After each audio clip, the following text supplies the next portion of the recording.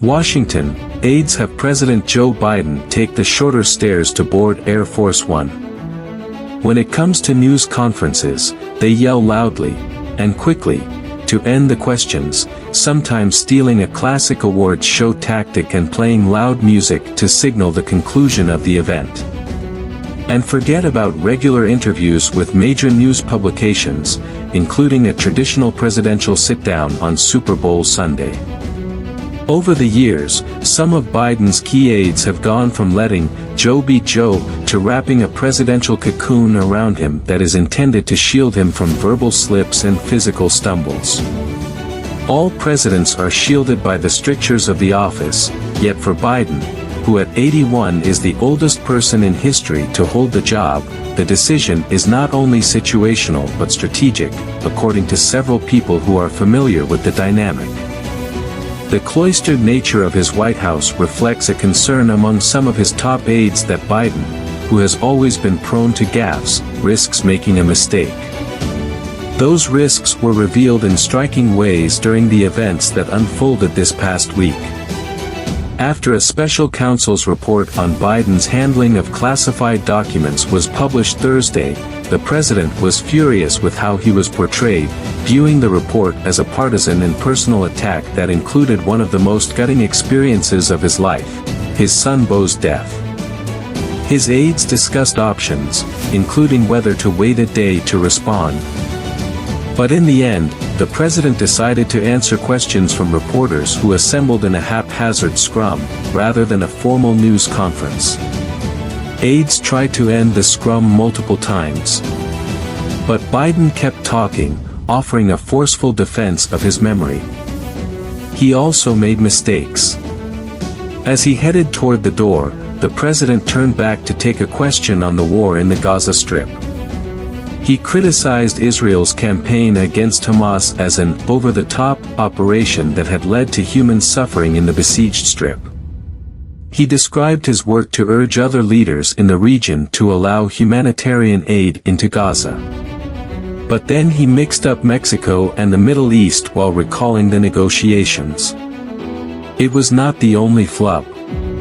At campaign events this past week, he confused dead European leaders for their living counterparts, saying he had spoken to François Mitterrand, the former French president who died in 1996, and Helmut Kohl, the former German chancellor who died in 2017. Amid the criticism and concern over his words, some of the people closest to Biden, including Jill Biden, the First Lady, are concerned that the presidency wears on him. A small number of aides close to the first couple keep a scrupulous watch over the president's schedule and hash out the finest details, down to the specifics of a motorcade route. Biden has granted fewer interviews and delivered fewer news conferences than any of his predecessors dating to President Ronald Reagan, which has led to criticism that a president who promised transparency and truth at the outset of his term has not done enough to explain his decisions to Americans, particularly on foreign policy. Even the way Biden walks to the presidential aircraft is subject to careful management. The president started taking a short flight of stairs directly into the belly of Air Force One, rather than a tall stairway wheeled up to a higher point on the plane, after he tripped and fell over a sandbag during a commencement ceremony this past summer. Now, there is a Secret Service agent positioned at the bottom of the stairs when he disembarks. Biden's immediate predecessor, Donald Trump, who is 77, often took the short stairs during bad weather. White House officials have not said when Biden will receive another physical exam. The last one was conducted nearly a year ago by Kevin C. O'Connor, the president's longtime physician, who declared his patient, then 80, to be healthy and vigorous. Outside the White House, Biden's allies worry about the optics of his physical appearance, which have become fodder for conservative attacks and online memes. And the issue is not just partisan. A recent poll by NBC News shows that half of Democratic voters say they have concerns about Biden's mental and physical health. His gait is somewhat halting, a characteristic multiple people close to the White House say is partly because of his refusal to wear an orthopedic boot after suffering a hairline fracture in his foot before taking office. Even so, aides say Biden will keep increasing the number of appearances that allow him to interact directly with the public, including unscheduled drop-ins at restaurants and shops. The White House rejected concerns about the president's mental acuity. Andrew Bates, a White House spokesperson, said in an email that Biden is traveling the country at an aggressive rate.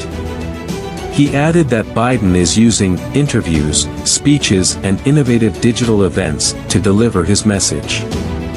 Democrats who have spent time with Biden in smaller settings, including fundraisers, private meetings, and roundtables after events, say he remains sharp, even pugilistic.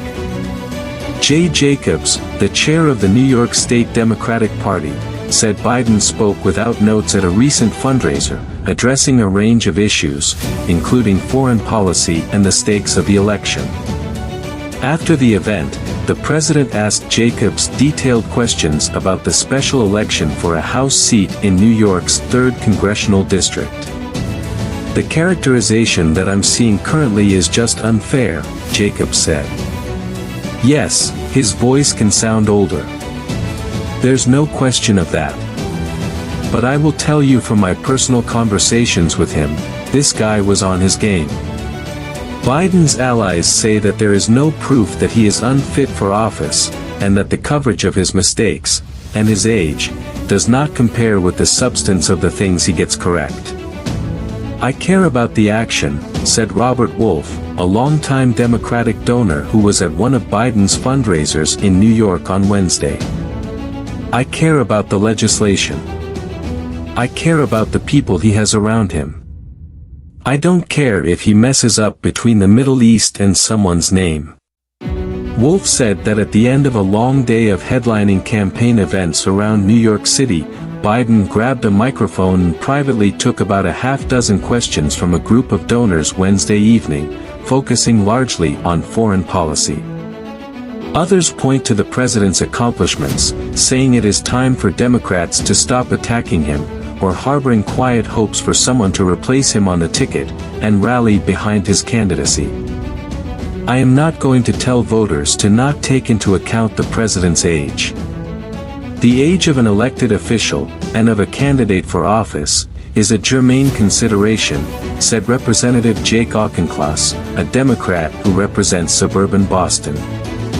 "But I'm going to encourage them to take into account his full profile and track record, everything he brings to the table." Biden's allies also say that the president's legislative accomplishments, from a bipartisan infrastructure bill to a measure intended to increase semiconductor production in the United States, are proof not only of his mental acuity but of his ability to negotiate in pivotal, and unscripted, moments. Republicans would have loved to come out of these meetings and say, "We'd really like to get something done, but unfortunately, the guy can't remember anything," said Jesse Lee, who worked in communications at the White House's National Economic Council until November. "It's not like there's some sacred cone of silence that, never gets broken except for this."